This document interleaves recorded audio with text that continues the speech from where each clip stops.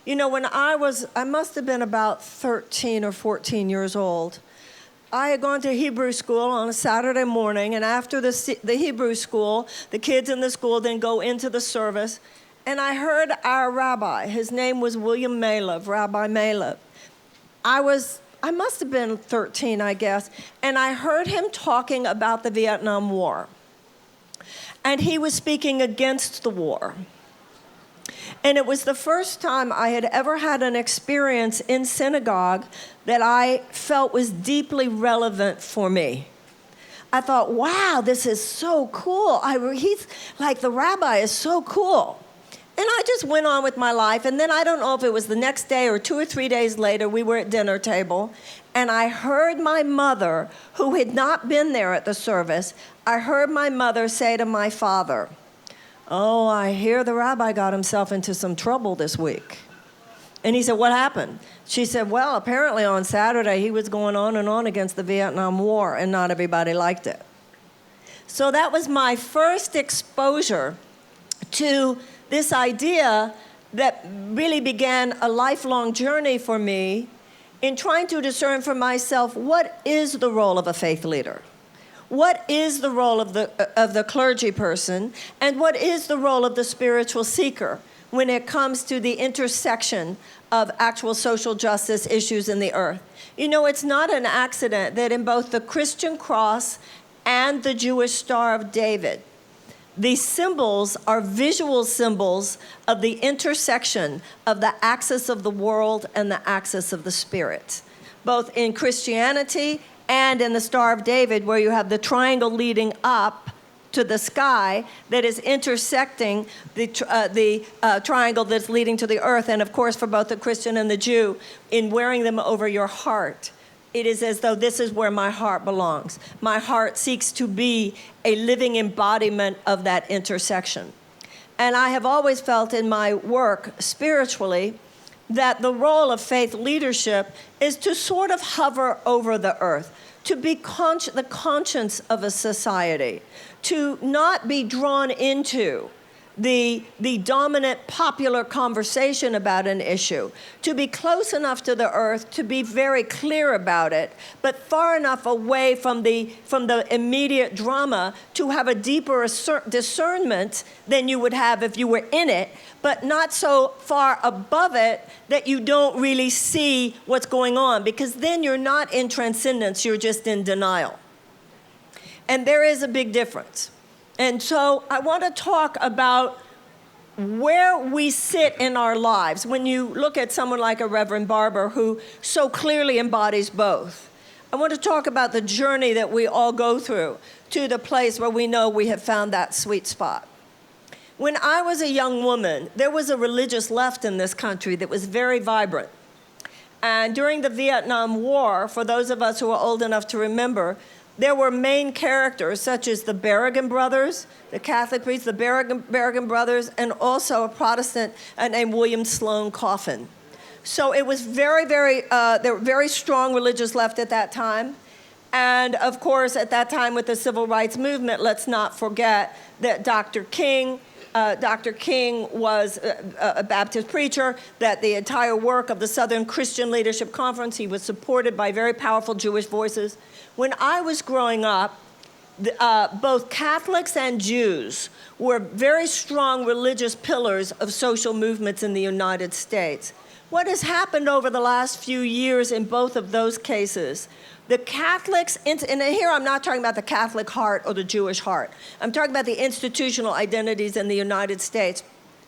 The Catholics became very, very focused on the issue of, almost singularly focused as institutionally on the issue of abortion, and Jews became almost singularly focused institutionally on the issue of Israel.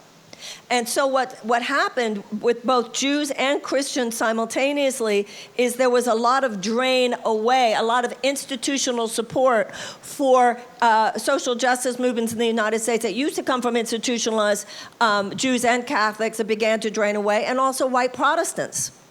So whereas you have in the African American churches, there was never a separation between progressive and social justice issues and the church. in white Protestantism, there was among the progressives, and maybe Diana could speak to this because I'm not someone who can tell you why it happened. I don't know why it happened. I just know that it did happen. And then, of course, among a lot of white Protestants, a lot of them went in a very rightward direction. And then you have fields such as mine that I've been very grounded in professionally and personally, what's often called the new spirituality, the unchurched, which for me, because of my background with social justice movements, and also when my career began, AIDS was right in our face. So for me, as a Course in Miracles student, as someone dealing with a non-denominational spirituality, that has never been disconnected from issues of human suffering. And my third book was called The Healing the Soul of America. It came out in 1997. In that book, I talked about reparations for slavery. In 1997, I was talking about wealth inequality. In 1997, in that book, I was talking about mass incarceration, et cetera. Why is that? Even though it was a time where people were saying things were good, I was saying, well, doesn't that depend on where you live? Doesn't that depend on what neighborhood you're in? You know, I mean, what do you mean things are so good? I mean, if you've driven away a few miles from here? And so a lot of the things that now are, you know, everybody's talking about them because they're a stage 4 cancer. I assure you, they were there as a stage 1 cancer, even in the 1990s. And before, because so much of this trajectory began in the 80s. So if you're trained from a spiritual perspective, you are dealing with the metaphysical. So if you're only talking about the physical, you don't see things until it's already arrived on the level of symptom in a big way. But if you're trained as a metaphysician, you are trained to see the beginning of things. But even when I did that, kind of like when Diana was talking about how difficult that was, for me in my career, having written Return to Love, having then written A Woman's Worth, I was a best-selling author writing about these non-denominational spiritual things. Let me tell you, when I started talking about politics, it was commercially devastating for me. Like many people in that world didn't want to hear it. It was part of a real kind of white bread, apolitical. I never understood that. I've been calling that crowd on that from the time it started happening, because there is no serious spiritual or religious path anywhere that gives any of us a pass on addressing the suffering of other sentient beings. I mean, like I said, that's not transcendence, that's denial. And some people actually try to use this ersatz counterfeit idea of spirituality as a justification for their chronic political engagement. And as Reverend Barbara said earlier today, grow up, get yourself some knowledge. And a lot of that, and there have been so many cultural trends as well that have gone along with that, which has been a kind of coddling of our neuroses. Now, I understand that it's very important that the whole field of personal growth has grown up in a way that makes people more eager to identify our wounds. And that's an important issue, because we do have to identify our wounds in order to heal from them. But I know as a woman, I know as a seeker myself, I can identify my wounds, but I still have a choice in life whether or not to act from them. So, for instance, a lot of people have been saying they're so traumatized by Donald Trump. Well, I've been saying to people for a long time now, we don't have time for you to get over your trauma work before you show up for your country. You think those people who walked across the bridge at Selma weren't traumatized? You think those women, suffragettes, who, because of conditions, they were thrown in prison because they were marching for women's suffrage. The conditions in the prison were so bad that they staged a hunger strike, and the guards came in and forced these metal contraptions on their necks in order to feed them. You think they weren't in stress and anxiety? You think they weren't traumatized? So I think a knowledge of our history, both religiously, theologically, and historically, is extremely important in order to empower us regarding where we are now. First of all, anytime there has been a great social justice movement in the United States, the religious and the spiritual communities gave it birth. The abolitionist movement arose from the early evangelicals and Quakers. That's where it came from. So I want to take a moment to talk about why religious power, why spiritual power and religious belief makes us strong, as opposed to those who would come up with this counterfeit idea that it's a reason to stay out of politics, I want to talk for a moment about why it is such an empowerment within politics. First of all, the religious perspective gets that evil exists. Now that's a big deal, because I feel about a lot of the political conversation that goes on these days, particularly on the left. Certain voices that think they're very sophisticated are very unsophisticated. They're unsophisticated in that they don't really see deep down that all of this is a spiritual contest.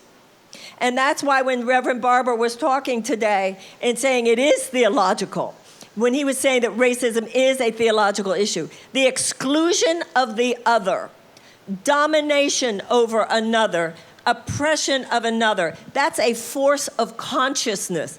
It is the lack of love. Now, remember when Reverend Barber said today that his son, the physicist, said, you know, Dad, there's no such thing as darkness. Now, this is very much a principle in the Course in Miracles. Darkness is not a thing. It is the absence of a thing. And so is fear. Love is the mind of God. The mind of God is all that is. There can be no opposite, because what is all-encompassing can have no opposite. But the human mind can think without love. That's what it means to resist love. Remember Lucifer, and you find this in all the great religious systems. Lucifer was a beautiful angel that fell. It is a thought of love that has turned away from love. But mental energy is the same empowerment whether it's given to love or not. When it's given to love, it is a co-creation with God. But when thought is not given to love, it remains powerful, but it is in the service of fear. So that's the thing. From a theological perspective, all thought creates form on some level. Either loving thought, which creates justice, harmony, peace, etc., or non-loving thought. Now, what the mortal, overly secularized perspective thinks is that there is such thing as a neutral thought. But on a theological level, there's no such thing as a neutral thought. You are either serving love. Remember the Bob Dylan song, you're going to have to serve somebody. It might be the devil, it might be the Lord. You're going to have to serve somebody. So, for instance, our economic system is not essentially immoral, but it is amoral. Therefore, it has had immoral consequences. Because you cannot not serve love and then not serve whether it's the individual or the collective pathology. So the issue of the abolitionists, let's say, coming from the early evangelicals, and let's talk about this historically. Abolition came from the early evangelicals and Quakers. Then a lot of the leaders of the women's suffragette movement, and Reverend Barber was talking about this today when he mentioned a couple of the leaders of the suffragette movement. Quite a few of them were Quakers, right? So, and then, of course, the civil rights movement, Dr. King, a Baptist preacher. So whenever there has been major course correction in our history, it has, on a social justice level, it has always been fueled by religious and spiritual voices. Now let's talk about why. But first of all, let's just look at the political history. The political establishment did not wake up one day and say, let's free the slaves. The abolitionist movement, the abolitionist movement was a sign that the people stepped in. With the women's suffrage, the political establishment did not wake up one day and say, let's give women the right to vote. No, with the women's suffrage movement, it's that the people stepped in.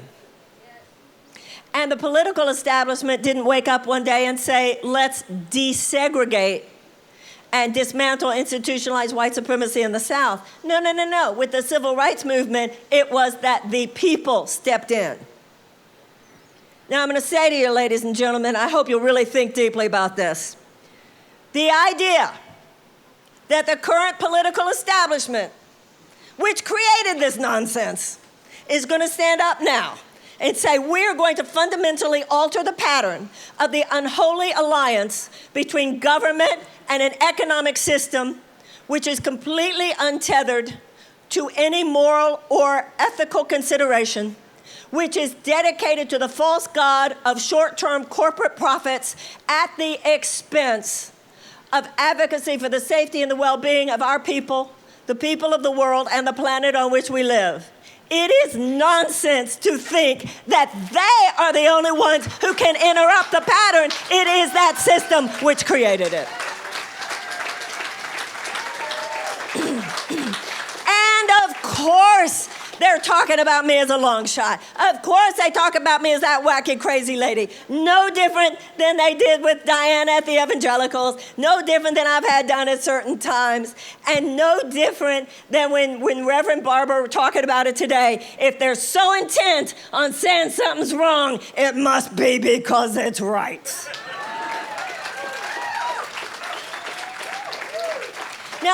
Now this is interesting, because they don't mind if it's someone speaking within the context of a religious institution. They'll say, oh, Reverend, it's so wonderful that you were here. They don't mind that. What they mind is someone actually saying, I'm running too. Because you see, ladies and gentlemen, it's like when my friend Jackie Lewis said to me today, you are a faith leader running for president. What has happened to us that we have been trained mentally over the last few years to forget what country we're living in. One of the things that Reverend Barber was saying today, it's almost like we forget we live in the richest country in the world. We don't have time. We don't have money for this. We don't have money for that. We have been trained to say pretty please. And we've also been trained to forget who the power belongs to. The power was not given by the founders to a political class or a political media. I call it the political media industrial complex. That's not who the founders gave it to. The founders said even that running for president, that you have to be 35 years or older, you have to have been born here, you have to have lived here for 14 years. Now, there are many places in the Constitution where it is as interesting what they did not say as what they did say. Because they were giving us principles. They didn't want to be jumping up from the grave every generation to tell us what to do. They were giving us the principles by which we would live and govern ourselves. Now, if they had wanted in the Constitution to say the president had to have been a lawyer, had to have been a senator, had to have been a congressman, had to have been a governor, then they would have, and they didn't for a reason. They were leaving it to every generation to determine for itself the skill set that generation feels is most needed to navigate the times in which we live. So everybody talks about administrative and mechanical expertise, which of course is important, but you can have the best mechanic in the world. Best car mechanic in the world doesn't necessarily know what road you should take to drive to San Antonio. And when they talk about experience, experienced politicians led us into Vietnam, and experienced politicians led us into Iraq. The problem in Washington is not that we don't have enough political mechanics or political expertise, much of which I greatly admire. But our problem is that we don't have enough political vision, enough political wisdom, and enough political morality. And that is why I have said from the beginning that this is all about a moral regeneration in the United States of America. So we have been trained to believe that there are certain people who know more than we do. And that's extremely important. That's the biggest disempowerment.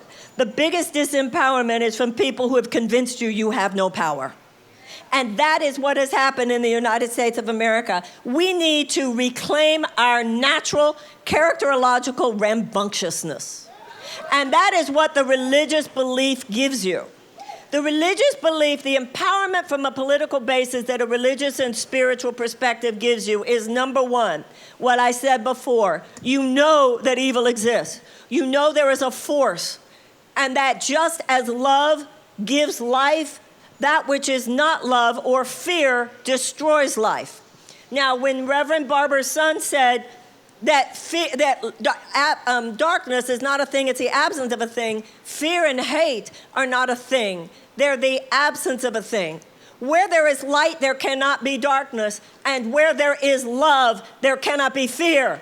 Where there is love, there cannot be hatred. Where there is love, there cannot be greed. Where there is love, there will not be Donald Trump in the White House.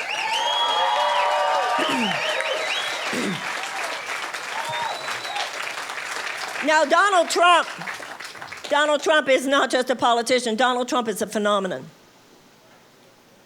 And Donald Trump is dealing with some forces. This is what I mean about the political establishment being very naive. They don't think they're naive. They think they're very sophisticated. But they don't get that there's a lot going on underneath the surface. And the only thing that will defeat a phenomenon is another phenomenon. And the phenomenon that will defeat Donald Trump is the moral awakening of the American people. And nothing short of that could have fueled the abolitionist movement. Nothing short of that. It was that the abolitionists the abolitionists, being Quakers, being the early evangelicals, had one statement: slavery is wrong. The women's suffragettes had one statement: denial of rights to women is wrong. And the civil rights movement had one statement: racist policies, segregation, institutionalized white supremacy are wrong. You name it because it's wrong. You don't name it saying, well, we really spend even more money than we need to. It's not about economics. That is secondary. Even if it was making all the money in the world, it's wrong. But let me tell you something else that the religious and spiritual perspective gives you. It not only gives you a powerful, powerful impulse to say no. That's what the religious impulse understands. There are forces towards which you must stand up. This is something every black person and every Jew knows. This is why people who have had historical oppression in our life, we feel the cry for justice of our own ancestors in ourselves. People who have a history of historical oppression have something fierce that rises up in us. And it says this: you did it to my grandparents, and you're not gonna do it to my kids. This is more than just an intellectual wonkiness. This is the whole idea when I mentioned earlier that we have lost our emotional and psychological connection to the principles of the Declaration of Independence. And when you lose your psychological and emotional connection to those principles, you become a generation that's easy to play. Do we or do we not mean all men are created equal? And we've already gotten, okay, we don't just mean men, we also mean women. We don't just mean white, we also mean black. We don't just mean gay, we also mean straight, we also mean LGBTQ+. We don't just mean Christian or Anglo-Saxon, Protestant. We also mean Jews, we also mean Muslims, we also mean Hindus. In fact, part of religious freedom in this country that's so profound is that it also means atheists and non-believers. Now, I believe one of the great civil rights issues for us to really get, that I feel very strongly about, is that it also means children. And that also, when we say all men are created equal, it doesn't say just Americans. So the issue for our generation is, do we or do we not mean this? The issue, things happen in life. Things happen in life, but the issue is, who are you within the space of what's happening? The issue is not Donald Trump. Donald Trump is just an opportunistic infection that could not have gotten hold of us had there not been a societally weakened immune system. And the societally weakened immune system is each and every one of us, partly because we farmed out our political conscience to our political parties and to our political class. We have to admit we allowed this. And we continue to conspire with it if we only take what they say are the choices that we should go for now. Right? They will tell us what issues we're going to describe. Do you think it's an accident when when Reverend Barber was talking this morning about the fact that we have a military economy, that we spend 53 cents of every dollar on military expenditure. How he mentioned that statistic, we spend 16 cents on every dollar on education and healthcare and infrastructure, even though there is more money more jobs created and more wealth created by investment in healthcare and in education than in the military. Just like we need to move from a dirty economy to a clean economy, we need to move from a war economy to a peace economy. Like Reverend Barber was saying this morning about America's militarism, about the military-industrial complex. Do you think it's an accident that I'm only one of 2 candidates who even go there? Wake up, Americans. All right, God, this is a time of awakening. There are only 2 of us who even talk about it. I'm not saying that any of those people are lying. Because everybody's, I'm running with people, not against people. They're really lovely people. But you know what? When you go into a court of law, you raise your hand, you take an oath. And you don't just take an oath to tell the truth. You take an oath to tell the whole truth and nothing but the truth. And that's what's wrong with American politics today. There's some truth tellers out there, but who are not telling the whole truth and nothing but the truth. Now, for those of us who believe, as I do, that when it comes to the environment, when it comes to immigration, when it comes to criminal justice, when it comes to so many issues, the re-election of Donald Trump would be catastrophic for our democracy and for our planet. Let's get deep and let's get real about what elected him to begin with and what would elect him again if he were to be re-elected. It is not just because some people were passionate supporters of Donald Trump. They have the right to be passionate supporters of Donald Trump. This is a free country. But that's not why he got elected.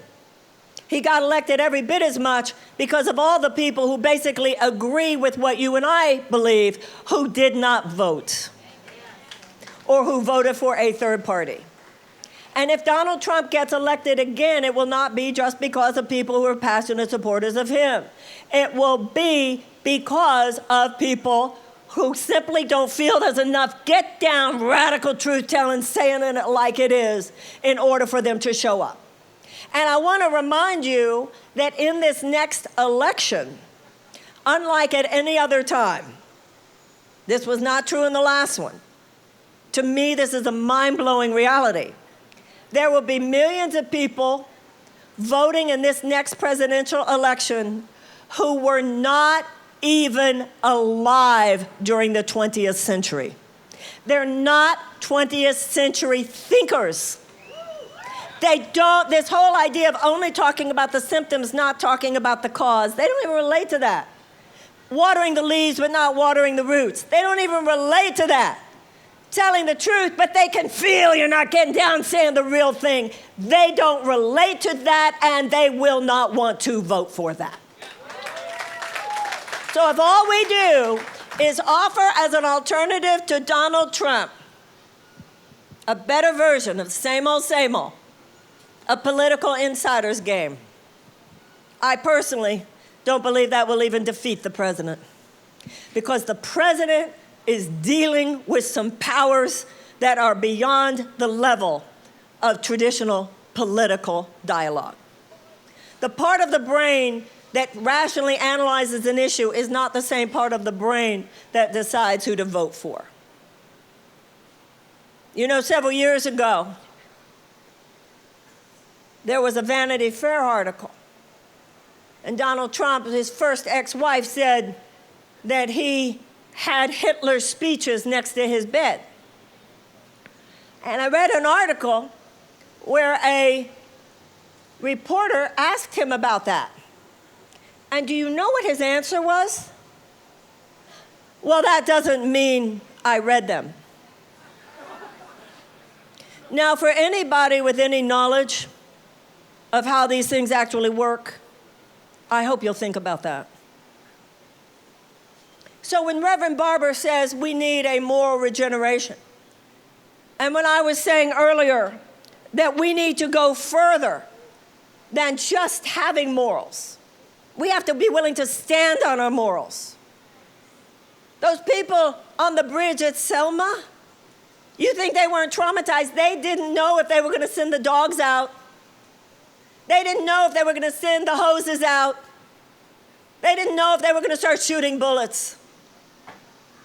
And those women who were being force-fed, what has happened to us? What has happened to us? One thing you got to say about terrorists, they're serious. People who are terrorists, I've never heard or thought about a person kind of, sort of, sometimes casually, when it's convenient, committed terrorist. Terrorists are serious about what they want, serious about the different changes they want to effectuate, and let us not forget, white supremacists are terrorists. They are domestic terrorists. They're very serious about what they want, and they are willing to do anything to make it happen. But those of us dedicated to love, and believe me, ladies and gentlemen, I count myself in this. This was witnessing my own journey and calling myself to task. When I realized that far too often, I was kind of, sort of, sometimes when it was convenient, ultimately only casually committed to love.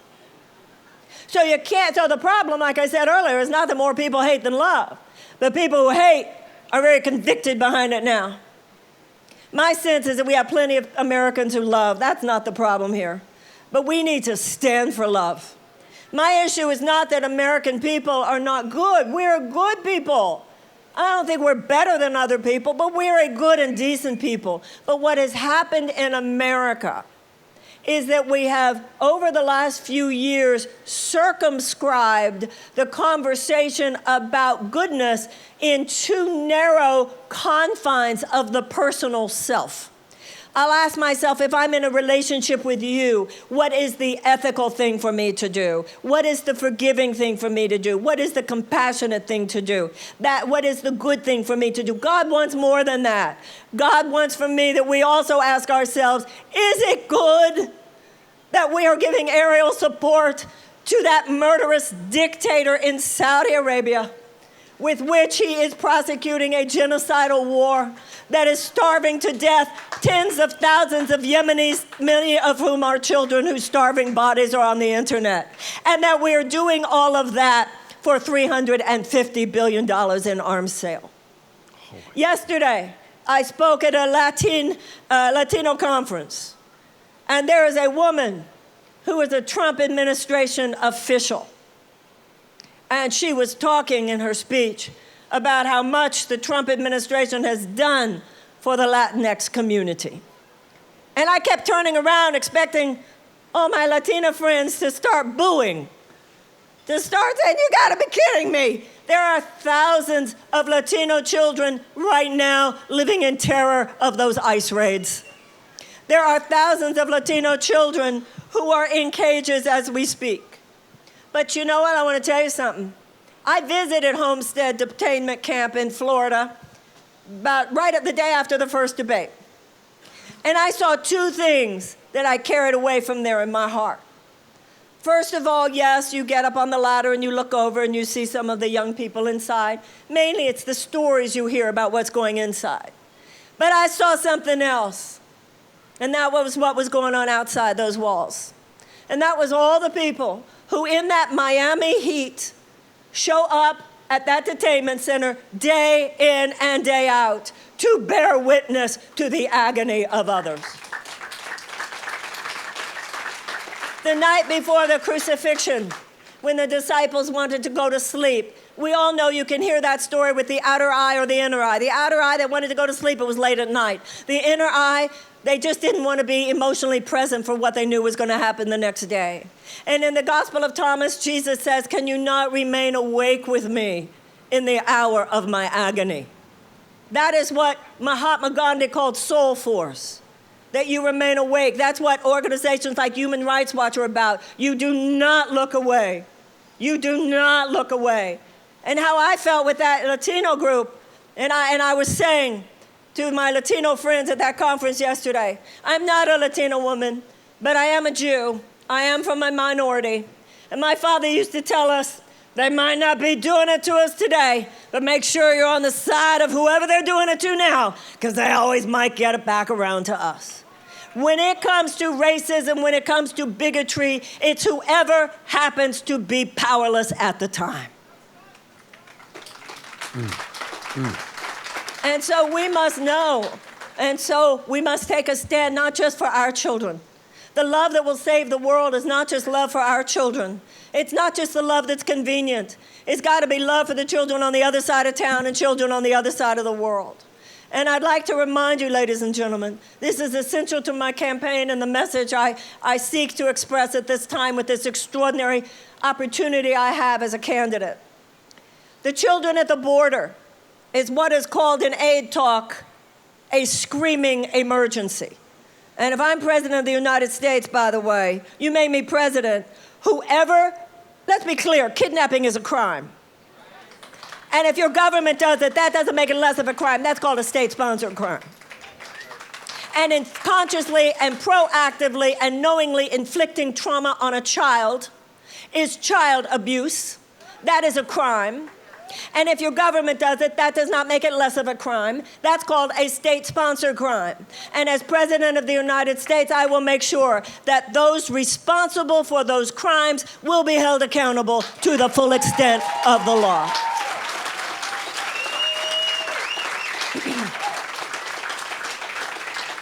And yet, I'd like to also talk to you about the millions of American children who constitute what's called a silent emergency. Millions of American children who go to school every single day in schools that do not even have the adequate school supplies with which to teach a child to read. Millions of American children, along the line of what Reverend Barber said, who go to school hungry, who ask their teachers if they have food in the richest country in the world. Children who go to school that don't have the adequate school supplies to teach a child to read. And if a child cannot learn to read by the age of 8, the chances of high school graduation are drastically decreased, and the chances of incarceration are drastically increased. These children are considered by psychologists today, living in those domestic war zones in which too many of them live, to have a form of PTSD, which is no less severe than the PTSD of a returning veteran from Afghanistan or Iraq. These children represent a huge sea of unnecessary suffering, a national humanitarian emergency, and we should be rescuing these children no differently than if they were the victims of a natural disaster. I want to ask you, my fellow Americans, what is the political establishment doing about them? We need to get real, we need to get deep, and we need to get honest. The answer is nothing except to normalize their despair. And we need to get deep and talk about why. Why? Because these kids aren't old enough to vote, so they're not a constituency. They're not old enough to work. Because they're not old enough to work, they therefore have no financial leverage. So what possible clout could they have? What possible way could they compete with the clout of the corporate money that floods Washington every day? Ladies and gentlemen, when we make short-term profits for health insurance companies and big pharmaceutical companies and chemical companies and food companies and agricultural companies and fossil fuel companies and gun manufacturers and defense contractors, our bottom line, when we have a government that does more to advocate for their short-term profits than for our safety and well-being and the safety and well-being of the people of the planet and the people of the world, what you have is a system of idolatry. That is what it is, an aristocracy. Is basically a system, as Reverend Barber would say, it is a theological issue. Those forces and the greed that drives that and the unholy alliance of a political establishment which has conspired with it and at the very least has not stopped it is a system of idolatry. And every time in our past when something was so wrong, when slavery was so wrong, the people rose up and stopped it. When the suppression of women was so wrong, with 2 major waves of feminism and the women's suffragette movement, the people rose up and we stopped it. When institutionalized white supremacy and segregation had its way with the American South, the people rose up and stopped it. When gay people were not even allowed to marry, the people rose up and stopped it. when genocide of Native Americans and cultural annihilation of Native Americans began to be recognized, we are in the process of rising up and stopping it. Ladies and gentlemen, when it comes to the unholy, immoral, sociopathic way that an economic system completely untethered to all moral and ethical principle has now corrupted our government and hijacked America's moral value system, eroding our government and spelling peril, not only for our democracy, but for possibly life on earth itself. It is time for us to do what our forefathers have done. It is time for us in our time to rise up and stop it.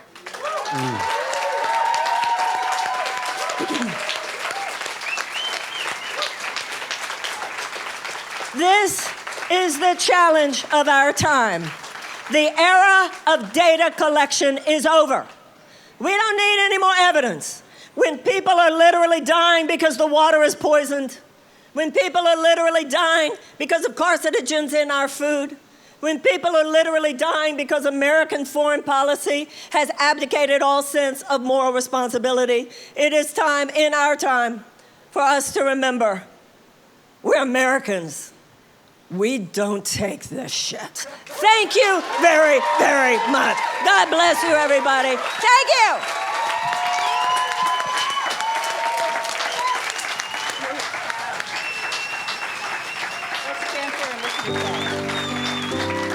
Thank you. Thank you so much. Thank you. Thank you. Thank you. Thank you.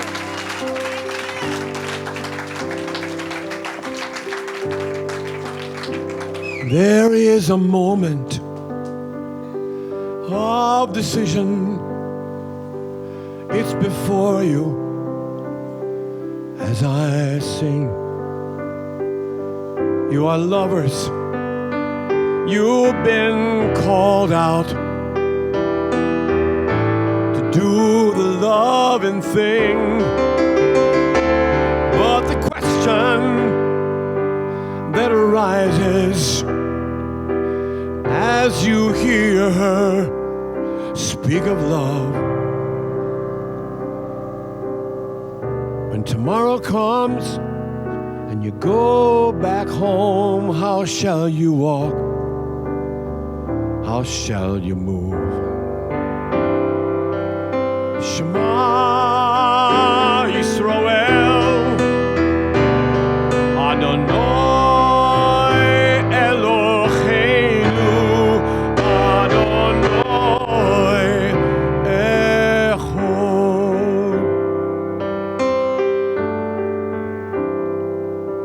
You are black, you are white, you are Jewish, you're a child, you're the rejected, you are the left out, and you are walking the refugees mile.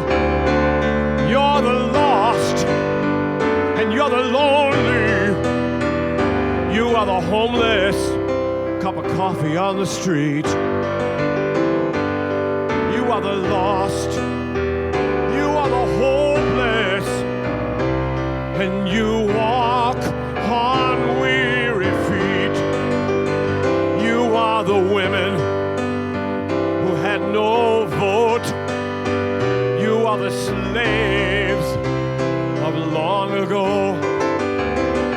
You are the lonely, you are the hopeless, you are the ones who've been told no. All of these people, that's who you are, in the present and in the past.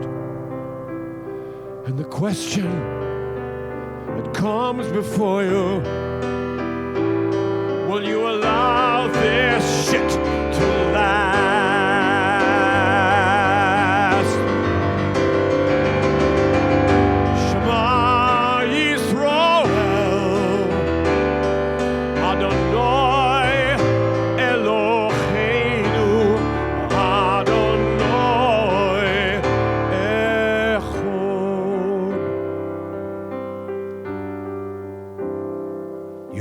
with strength. You'll walk with gentleness, with compassion, and with truth. You'll have the wisdom of the aged. You'll have the strength of the youth. And you will walk into tomorrow. And you will work. And you will move. And like Tony said, Jesus is in you, giving you the power of love. Shema Adonai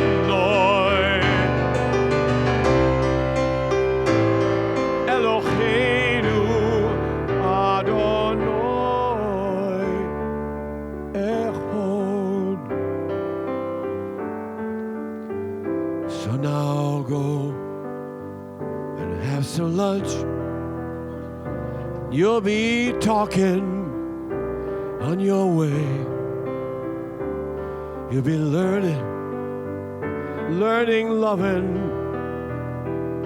as you face this amazing day. Do not let what you have heard here ever go away. Keep it close in your heart, friends, every single night and day. Shema Yisrael Adonai